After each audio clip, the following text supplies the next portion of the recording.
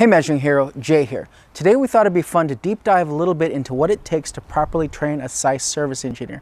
So we thought we'd come back to corporate headquarters into the main building and talk to Bernd, and he can tell us what it takes to properly train a ZEISS service engineer. So let's go talk to him. Let's go.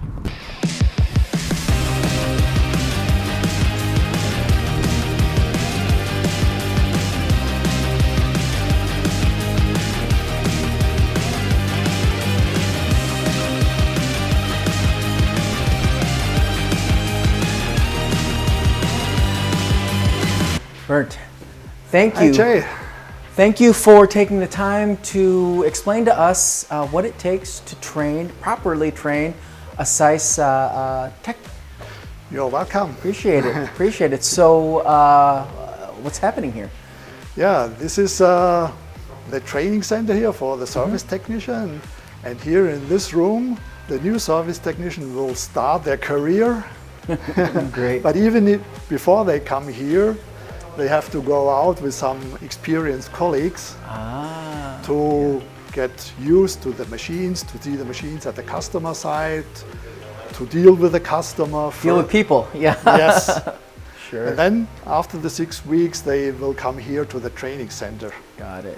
And that's the first contact here, and here is the basic training for them. And then what's involved in basic training? In the basic training, there's only one machine. Okay.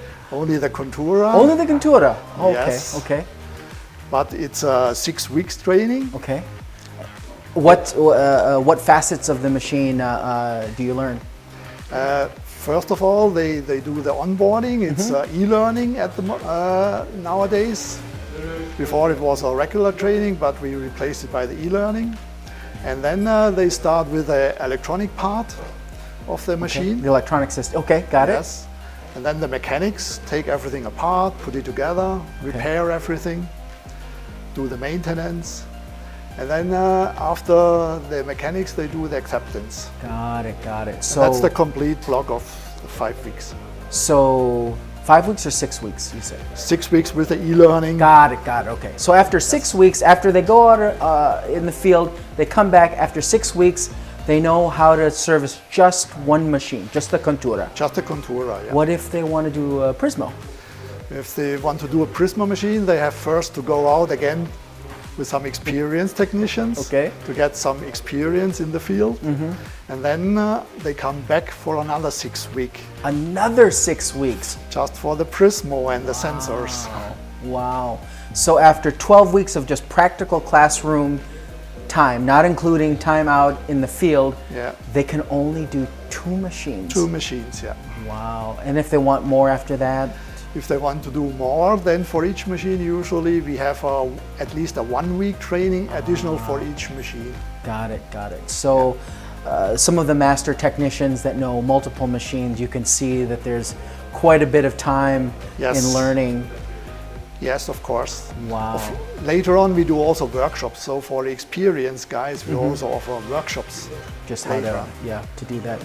Wow, I guess I did not realize that so much time went in training techs to do just 1 or 2 machines. But I also noticed when I walked in that there's other rooms down here. Can we take a look at what's going on over there? Yeah, sure. Let's go out, have a walk. Right.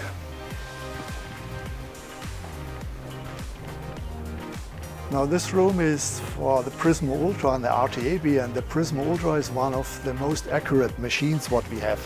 This is also a special training, 2 weeks for Prismo Ultra only. Wow, just 2 special weeks just to do, just the Prismo Ultra, not the Prismo. Just the Prismo Ultra. Wow. And the RTAB is another week, so it's 3 weeks. Well, I see you brought the big guns, Roman, in to teach this class, so yes, they only for special techs get the special treatment, right? Yes, yes. Great.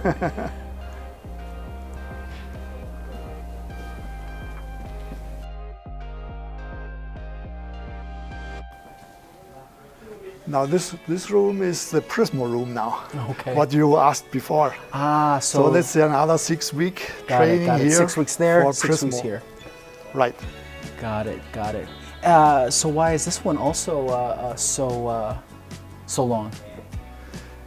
Because The Prismo is very complicated, so the mechanic training is 2 weeks instead of 1 week for the Contura, for example. Okay. So it's a little bit more complicated because it's also more accurate, the machine. Sure. And also the machine has more sensors. So there's also sensor training in the 6 weeks to learn more about the different sensors which you can insert on the Prismo. Got it. So what I see is that you basically get step by step. You begin to understand the basic machine, and then the not so basic machine, and then as you progress, your knowledge expands over and over again. But I have a question for you. Is this the only place where you can get trained as a tech? No, we already have now some hubs involved. So we have a hub in the US, and we have another hub in China.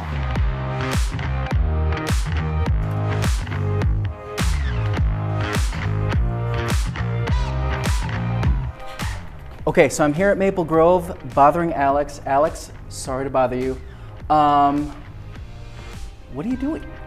So, welcome to Maple Grove.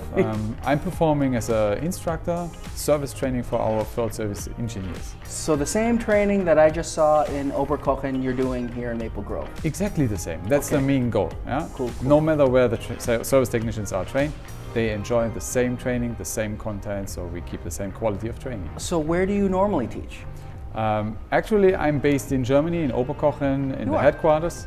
There is the main service training, and we are operating and cooperating with some other facilities, Shanghai and Maple Grove. And in this case, this is the training for US field service engineers. So, okay, all right, got it. How is this training different than the training you give in Oberkochen?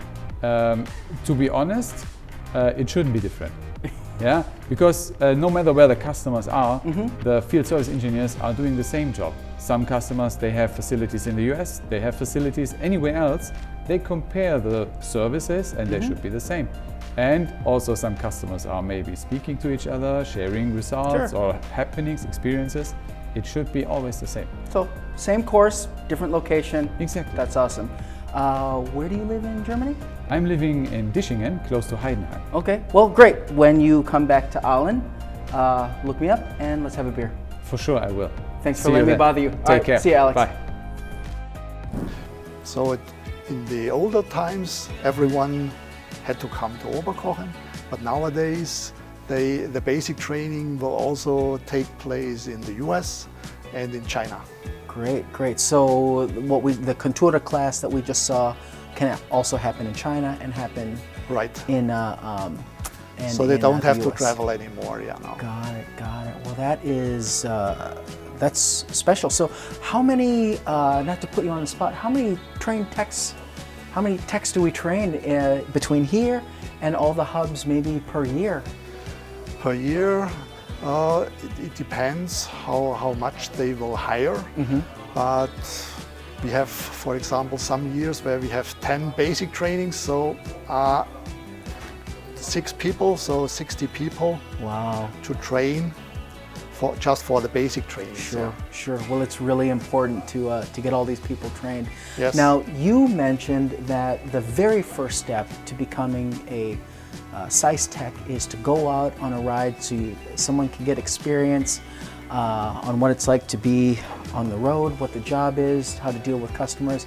I would love to see that. Do you think that's something that we can organize and take us on that journey? Yes, sure. Why not? Well, perfect. I'm going to reach out to you on that and see if we can make that happen. But for now, Bernd, thank you for taking the time out, showing us your facility. I had no idea what was happening in the basement of Building 17 here. Thanks for showing us and to explain to us a little bit about the beginning of training a ZEISS service tech. Appreciate it. You're welcome. Great. It was a nice time with you. Yeah, great to see you. And for you out there, hope you enjoyed this little snippet. I look forward to showing you more about what it takes to be on the service team. But for now, don't forget to stay safe and stay healthy. And we'll see you next time.